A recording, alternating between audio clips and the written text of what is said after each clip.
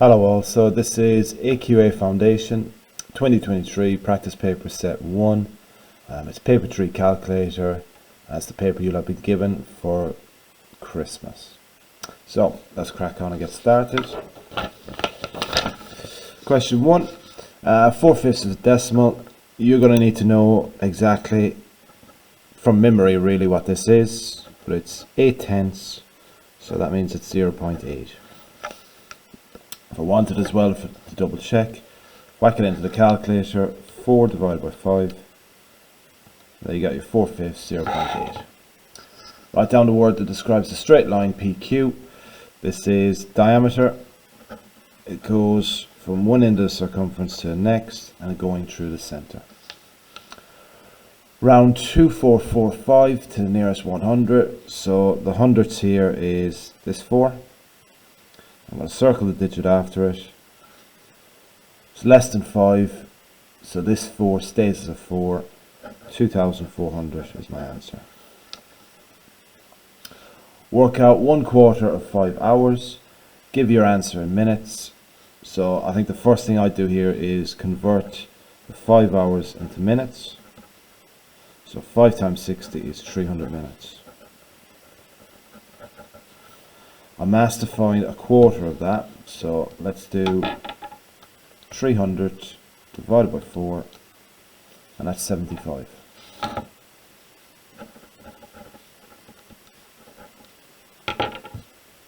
And as always, make sure whatever you do in the calculator, you pop that down on your paper just in case you make a mistake and you get those working marks. So 75 minutes. Did say leave your answer in minutes, so 75 is my answer. Question 5. Simplify this. So I'm looking at this and I'm seeing 7c and I'm seeing subtract 4c. So that means I've got 3 c's. You've also got here 5d plus 3d. So that's 8d. Leave my answer of 3c plus 8d. Question 6. Len uses these 3 cards to make 3-digit numbers. How many different 3-digit numbers can she make that are greater than 500? Well, if they're greater than 500, then I can't use the 1 in the hundreds column. I could do 5, 1, 9. You could also switch to 1 and a 9, so I could have 5, 9, 1. I could also have numbers in the hundreds, or sorry, in the 900s, so it'd be 9, 1, 5. Or I could also have, which is probably the biggest number I could make, 9, 5, 1. So there are my 4 answers.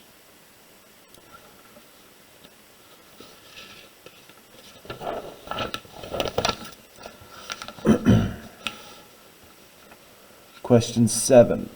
Table shows the number of different types of sandwiches sold in a cafe in one morning. So you've got ham, 7 of those are sold, egg, 13, etc, etc. Lily used this information to draw a bar chart. So here we've got our frequency along the vertical axis. We've got our sandwiches along the horizontal axis. Write down 2 mistakes that she has made. Well, I've already seen one mistake. So looking at the frequency, it's going up in 2s every time. But now all of a sudden, here at the 13, instead of having 14, it's 30. So I would say mistake number 1, vertical axis goes up in 2s. 13 should be 14. There's also a second mistake on the vertical axis. That mistake is this 0. So 0 is in the wrong position.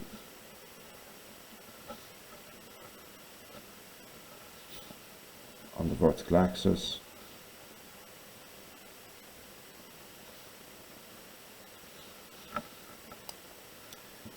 should be in line with the horizontal axis.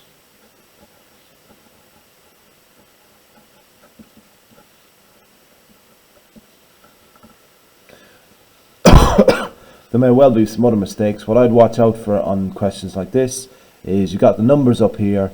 I'd be checking, right, did she put them in the correct position? So cheese should be 10. Ham should be 7, so it looks like she switched those around. That should be the ham, that should be the cheese.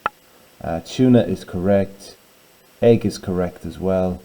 Chicken is correct. So the ham and the cheese you could also mention. She's drawn those the wrong way around.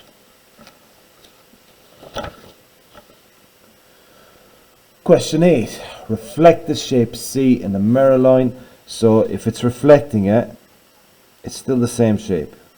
Same shape, same size. It's just been flipped over.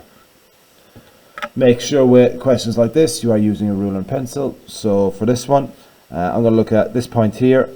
It's 1 box away from the mirror line, so it needs to be the same on the other side. This point here is 1, 2, 3 boxes away from the mirror line, so it needs to be 3 away on the other side as well. And you can probably start to get the idea of what the shape is going to look like now, but let's just continue it on. This one, there's a 1, same here.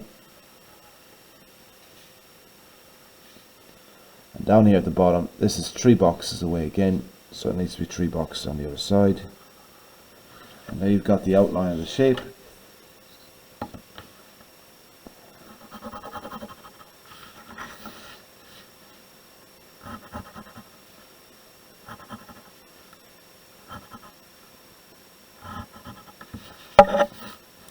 And I'd be just double checking as well. Has it asked me to label it anything in particular? Reflect shape C in the mirror line. I've done that, nothing else to do, so that's that question done. On this grid, draw a shape that is an enlargement, scale factor 2 of shape C. So enlargement changes size. Could get smaller, could get bigger. It's not being flipped around, it just gets bigger or smaller.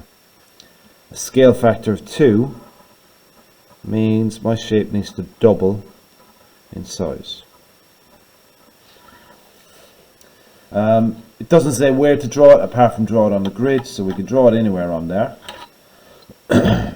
This top length here, it's 2 boxes at the moment. My new shape, it's going to double, so I need 4 boxes.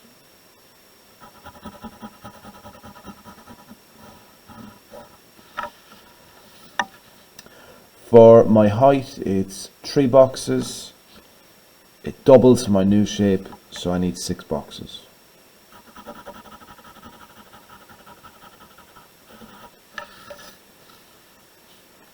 And along the bottom, it's gone from again 2 to a length of 4.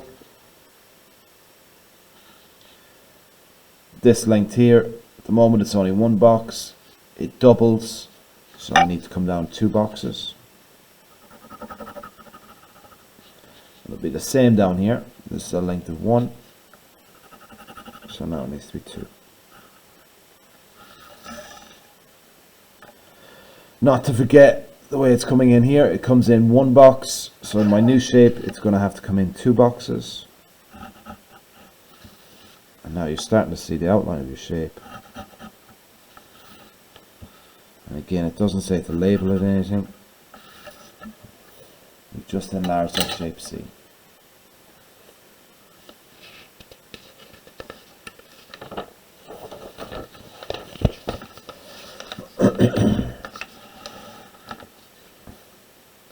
Question 9.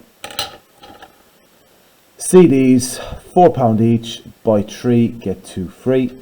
So I'm thinking here, right, if I buy, we're going to write this, let's write it like this.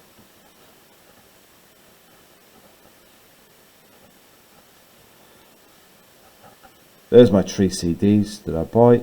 I get 2 more free. So I've paid £12. I've got 5 CDs. question asks me, how many CDs do you get for £60? So £60, that'll take another lot of these 4s and 3s. That now takes me to, that's another 5 CDs, so I'm up to 10. I'll keep doing that, I'll get to 15. And they've all cost me £12 every time. So every 5 CDs is £12. I can keep doing this until I get to my 60, but I'm thinking to myself now, 15, I'm pretty sure that divides into 60 evenly. So after 15 CDs, I've spent £36. I've made this harder for myself now. 36 doesn't divide into the 60. So what I'm going to do instead is I'm going to think about that 12, £60 divided by £12. That's going to give me 5. So I could have 5 lots of these combinations. Every one of these lots, so here it's 5 CDs. So if I do 5 CDs multiplied by 5, you get 25 CDs. Probably the easiest way of thinking about it is to keep doing these. You would have done 2 more of them. That would have got you to £60, and it would have got you to 25 CDs.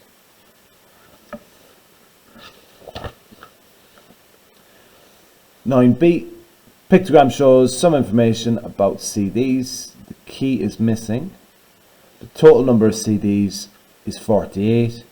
Work out the number of jazz CDs. So we've got 48 altogether. So all of these need to add to 48. So what I've got here is I've got 4, I've got 3.5, I've got 3, and I've got 1.5. If I add these numbers together, I'm going to end up with the 1.5 and the 3.5, that's 5. 5 plus 3 is 8. 8 plus 4 is 12. So basically there's 12 full CDs amongst this pictogram. When you add those 12 CDs together, you get 48. So I need to do 48 divided by 12. No point making any silly mistakes here. If you know it, brilliant, but always helpful to double check. 48 divided by 12 is 4. So that means each of these CDs is worth 4. Work out the number of jazz CDs. Jazz is 3.5, as we've said already. So if I do 3.5 multiplied by 4, I've got the number of jazz, which is 14.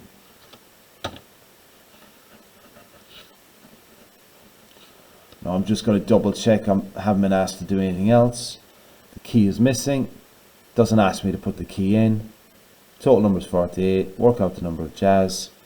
Not asked to work out anything else. So that is my final answer.